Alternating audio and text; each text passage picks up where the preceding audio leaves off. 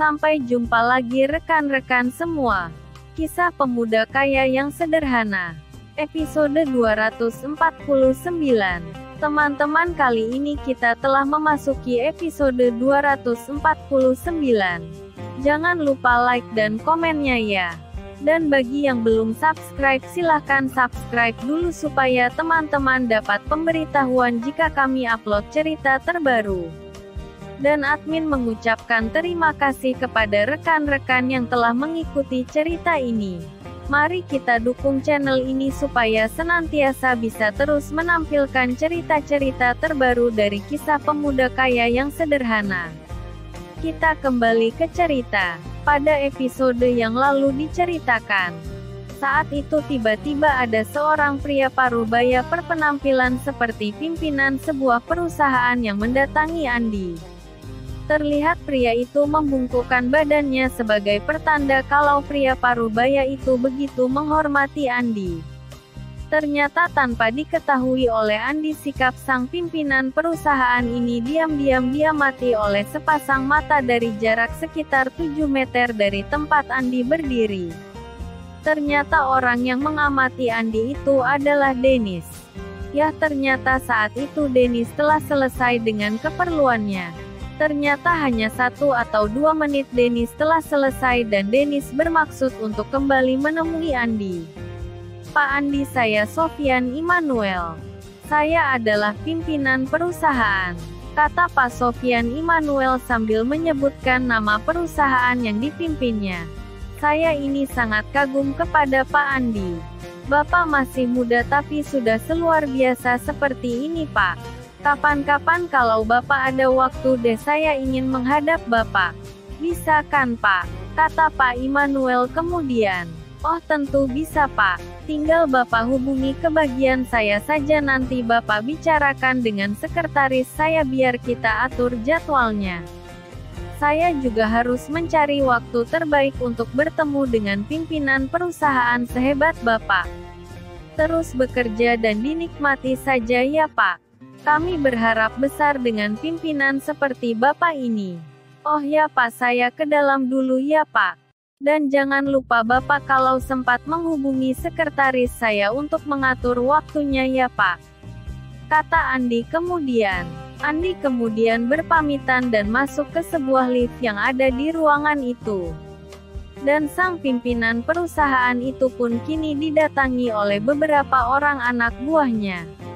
Kamu lihat sendiri kan, si bos orangnya sangat baik, dan beliau masih begitu mudanya, kata sang pimpinan perusahaan itu. Sementara itu si Dennis, rekan kuliah Andi, hanya bisa mendengarkan dengan seksama dan penuh tanda tanya ketika melihat kejadian yang menurutnya begitu aneh itu. Andi yang dianggapnya lebih rendah ternyata sangat jauh dari perkiraannya. Bahkan boleh dibilang Dennis merasa tidak ada seujung kuku dibandingkan dengan Andi. Andi, rekan kuliahnya itu, telah menjelma menjadi seorang yang luar biasa. Bahkan kini Dennis merasa dirinya tidak bisa menebak dan menerka siapa sebenarnya Andi. Pemuda itu terasa penuh misteri untuk Dennis. Dennis juga kemudian berpikir sang lelaki parubaya ini juga kemungkinan adalah direksi sebuah perusahaan. Namun ternyata direksi pun menaruh rasa hormat yang luar biasa kepada Andi. Ah, sungguh bodohnya aku tadi telah berbuat seperti itu kepada Andi, kata Dennis di dalam hatinya. Dan Dennis kemudian meninggalkan perusahaan itu dengan beragam tanda tanya dan penyesalan terhadap Andi. Sementara itu Andi yang telah berada di dalam ruangannya, kini Andi terlihat tengah menghubungi beberapa pimpinan perusahaan. Seperti biasanya Andi menanyakan kepada mereka tentang perusahaan yang dipimpin mereka. Ini adalah kebiasaan Andi jika ada waktu luang. Sore ini tiba-tiba sekretaris Andi menghubungi Andi jika Pak Andre ingin menghadap Andi. Dan tak berapa lama kemudian Pak Andre telah duduk di ruangan kerja Andi. Ada apa Pak Andre, kok tumben? Dan percakapan baru dimulai, tiba-tiba datang Pak Tio masuk ke ruangan itu. Wah, tumben nih 2 orang datang bersamaan. kata Andi kemudian sambil tersenyum. Mendengar yang dikatakan Andi itu pun Pak Tio dan Pak Andre ikut tersenyum. Ada apa nih Pak? Cuma berkunjung biasa atau ada yang ingin dibicarakan Pak? Kata Andi kemudian. Dan mendengar kata-kata dari Andi itu Pak Andre tampak tersenyum dan berkata, "Begini Pak Andi, kami menghadap Bapak ini karena ada sesuatu yang ingin kami katakan juga Pak. Boleh dibilang penting, boleh dibilang tidak," kata Pak Andre kemudian. "Oh ya begitu ya Pak," kata Andi kemudian. Dan masih dengan melihat-lihat data yang ada di komputernya, Andi tampak memandang Pak Andre. "Oke baik Pak, silahkan dikatakan." Mendengar apa yang dikatakan Andi itu Pak Andre kemudian berkata, "Begini Pak Andi, kami ada usulan dan usulan ini boleh dibilang sebagai masukan saja. Nanti ujungnya di Pak Andi dan Tuan Besar saja yang memutuskan. Begini Pak Andi, beberapa hari ini kami mendapatkan beberapa proposal dari beberapa perusahaan yang ingin dijual oleh pemiliknya. Ada sebagian yang sifatnya penyertaan modal namun ada sebagian juga yang dijual 100% Pak. Dan kami sudah memilah-milah beberapa perusahaan yang prospektifnya bagus untuk kita Pak. Artinya perusahaan itu cukup sehat namun karena ada beberapa hal sehingga perusahaan itu harus dijual. Ini masa-masa tersulit Pak. Dan saya yakin salah satu alasan mereka menjual perusahaan adalah karena masalah ini Pak. Makanya kita bisa mendapatkan harga yang lebih murah dari biasanya Pak. Mereka mau menurunkan sekitar 30% dari harga yang seharusnya. Dan saya melihat perusahaan kita mempunyai keuntungan yang masih bisa dikatakan cukup besar. Menurut hitung-hitungan saya, kita membeli 2 perusahaan lagi ini nilainya masih belum 10% dari keuntungan kita dalam 1 semester Pak." Itulah cara Pak Andre untuk meyakinkan Andi. Dan mendapatkan informasi dari Pak Andre tersebut Andi tampak berpikir sejenak. "Menurut Bapak BEP-nya bisa berapa lama Pak?" tanya Andi kemudian. Dan Pak Andre pun kemudian mengatakan jika BEP sendiri mungkin akan terjadi dalam waktu 12 tahun. Namun itu akan makin bertambah besar soalnya aset berupa tanah pasti harganya akan naik. Kata Pak Andre sambil memberikan 2 lembar kertas berisi hitung-hitungan versi Pak Andre. "Ini Pak hitung-hitungan saya dan ini beda sedikit dengan isi di proposal yang mereka berikan. Permasalahan yang mereka alami adalah para pemegang saham sudah tidak solid lagi Pak. Dan kita semua tahu jika hal ini terjadi maka sebuah perusahaan akan menjadi lemah dan keropos dibuatnya." Pak Andre kemudian melanjutkan kalimatnya. "Pak, proposal ini diberikan tenggat waktu selama sebulan dan proposal ini juga sepertinya sudah menyebar kepada para pemilik perusahaan atau para investor. Jika kita telat merespon ini maka bukan tidak mungkin orang lain akan mendahului kita Pak. Walaupun ini memang bukan semacam lelang tapi ya memang dia butuh dan banyak orang butuh juga Pak," kata Pak Andre tampak begitu serius. "Iya Pak Andre, coba Pak kalau bisa kita ke ruang Papa atau Bapak minta Papa datang ke sini biar nanti kita bicarakan hal ini Pak," kata Andi meminta pertimbangan kepada Pak Andre. "Baik Pak, kayaknya kita lebih baik ke ruang Pak Billy saja Pak. Saya tidak enak kalau beliau yang harus ke ruangan ini. Biarlah Pak kita yang menghadap beliau."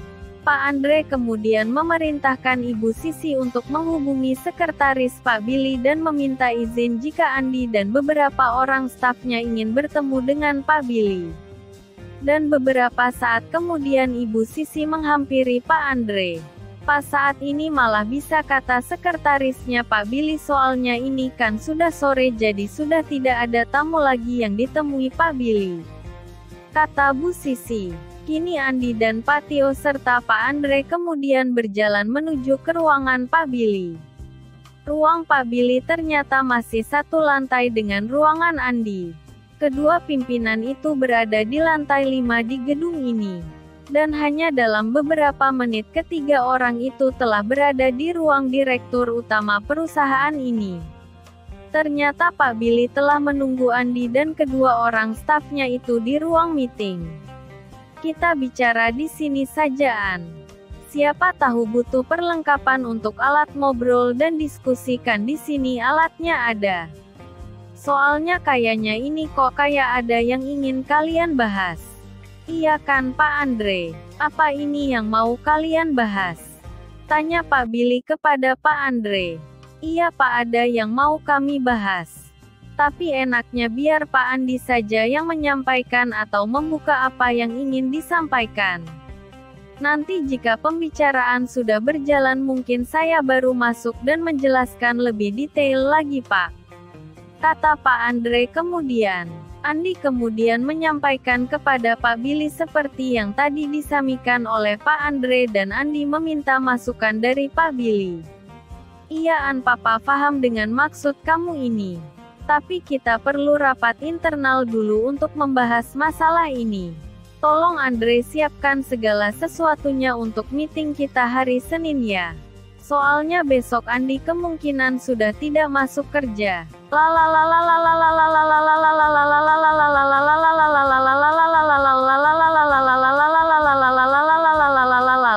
Mungkin Andi baru bisa masuk kerja lagi hari Senin. Kata Pak Billy kemudian. Oh ya An. Menurut Papa ini Pak Andre sebaiknya Sabtu kamu ajak. Dengan Pak Tio juga tidak apa-apa biar lebih ramai. Soalnya Papa kok kayaknya agak sungkan jika menyampaikan lamaran untuk keluarga sendiri. Kata Pak Billy sambil tersenyum kepada Andi. Iya Pak, Andi sudah paham makanya Andi meminta Pak Andre yang melamar Lisa supaya Papa lebih nyaman. Soalnya itu juga pasti menjadi beban moral untuk Papa.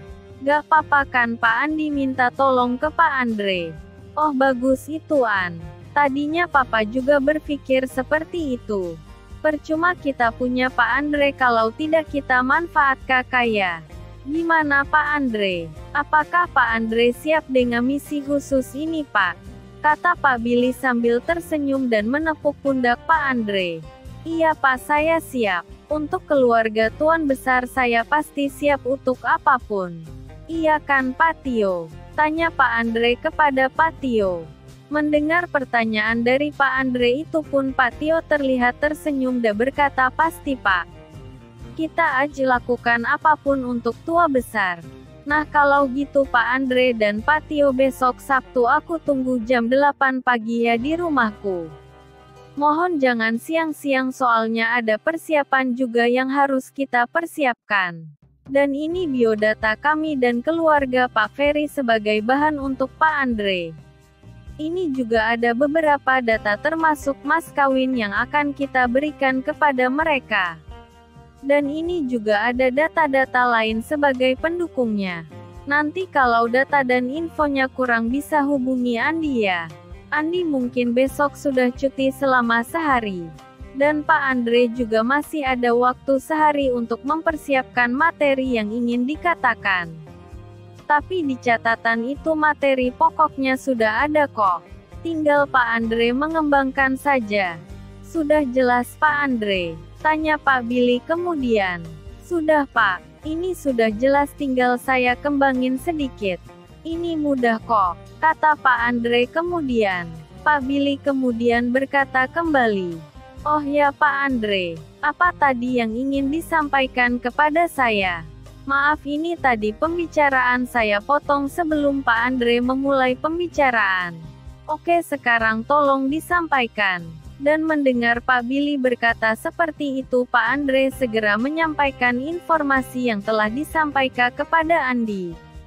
Itulah kisah pemuda kaya yang sederhana episode 249. Terima kasih kepada rekan-rekan yang sudah mengikuti cerita ini. Jangan lupa like, subscribe, dan bagikan cerita ini kepada rekan-rekan Anda.